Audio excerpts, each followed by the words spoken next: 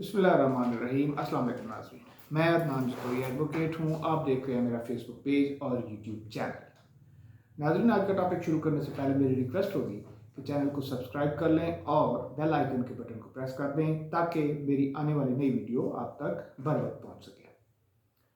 नाज़रीन, आज का हमारा टॉपिक है कि क्या कोई मुलजिम जब एडिशनल सेशन जज के पास प्री अरेस्ट बेल मूव करता है और वो नेक्स्ट डेट ऑफ हियरिंग पर नहीं आता, तो क्या उसकी प्री अरेस्ट बेल अदम पैरवी के साथ साथ ऑन मेरिट भी डिसाइड की जा सकती है।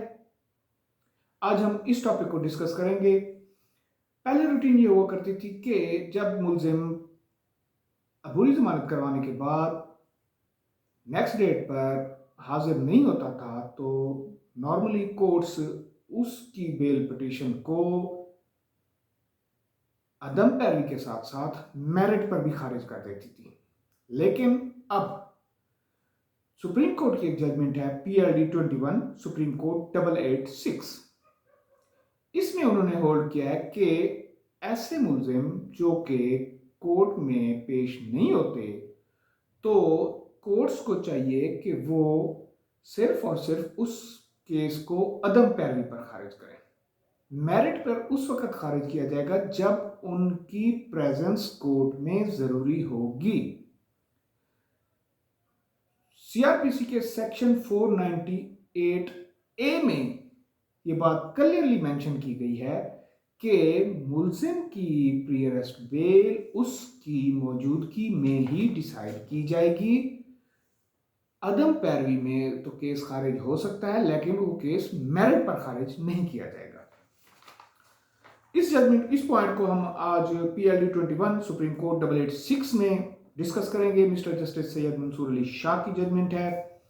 प्रपोजिशन इसमें ये होती है कि मुलजिम पर एक मुकदमा दर्ज होता है, मुलजिम उस पर एडिशनल सेशन जज के पास प्री अरेस्ट बेल मूव करता है। नेक्स्ट डेट पर उसकी प्री अरेस्ट बेल खारिज हो जाती है जिस पर वो मुलजिम उस ऑर्डर को हाई कोर्ट में चैलेंज करता है। हाई कोर्ट पार्टीज को नोटिस करती हैं। उसकी नेक्स्ट डेट पर मुलजिम हाई कोर्ट में पेश नहीं होता। मुलजिम जब पेश नहीं होता तो हाई कोर्ट उसमें फैसला लिखती है कि bail application of the petitioner dismissed for non prosecution as well as on merit. मुलजिम की गैर हाजिरी पर उसकी अदम पैरवी में तो खारिज करती है लेकिन साथ में मेरिट पर भी हाई कोर्ट उसकी प्री अरेस्ट बेल खारिज कर देती है। पिटिशनर उस ऑर्डर को लेकर सुप्रीम कोर्ट में जाता है। सुप्रीम कोर्ट में case mister justice Syed Mansoor Ali Shah के पास फिक्स होता है। पार्टीज को नोटिस होते हैं।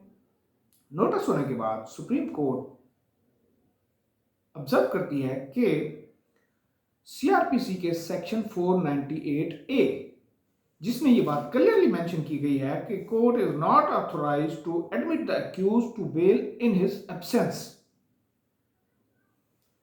क्योंकि हाई कोर्ट ने उसकी बेल एप्लीकेशन अदम पैरवी, non prosecution as well as on merit खारिज की थी, इसलिए सुप्रीम कोर्ट ने यह ऑब्जर्व किया कि पहले तो मुलजिम की गैर मौजूदगी में प्री अरेस्ट बेल खारिज नहीं की जानी चाहिए।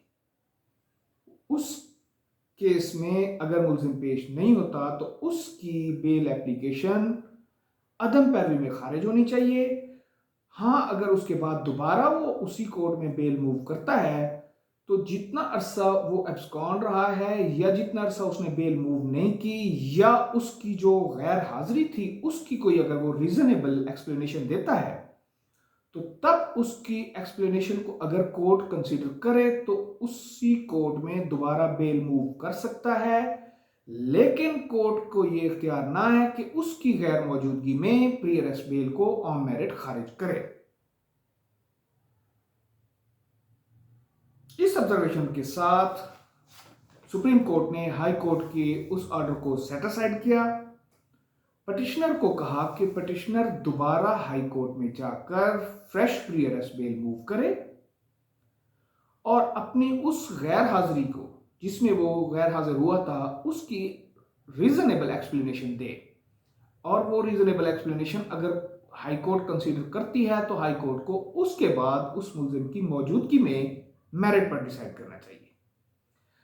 हमने अपनी प्रैक्टिस में अक्सर ये भी देखा था कि जो ही मुलजिम नेक्स्ट डेट ऑफ हियरिंग पर पेश नहीं होता था तो मोस्टली कोर्ट्स ये ऑर्डर करती थी the case is dismissed due to non prosecution as well as on merit. लेकिन अब ऐसा कोर्ट्स को, एडिशनल सेशन जज को चाहिए कि वो अब ऐसा ऑर्डर्स करने से गुरेज करें, क्योंकि 498 ए में ये बात क्लियरली मेंशन कर दी गई है कि मुलजिम की मौजूदगी में ही प्री अरेस्ट बेल का फैसला होना चाहिए। हां, अगर वो मुलजिम उस डेट पर पेश नहीं होता, दोबारा उसी कोर्ट में अगर फ्रेश बेल मूव करता है तो उसमें उसकी गैर हाजिरी की रीजन देनी पड़ेगी। प्लॉजिबल रीजन की सूरत में कोर्ट की डिस्क्रिप्शन है कि उसको बेल को एंटरटेन करे। अगर उसकी रीजन कोई प्लॉजिबल नहीं है तो कोर्ट को चाहिए कि उसकी हाइड एंड सीक की और misuse of concession of bail के कंडक्ट को डिस्कस करते हुए उसकी बेल खारिज कर सकती है। उम्मीद करता हूं आज का टॉपिक आपको पसंद आया होगा। नेक्स्ट टॉपिक तक के लिए इजाजत दीजिए। अल्लाह हाफिज।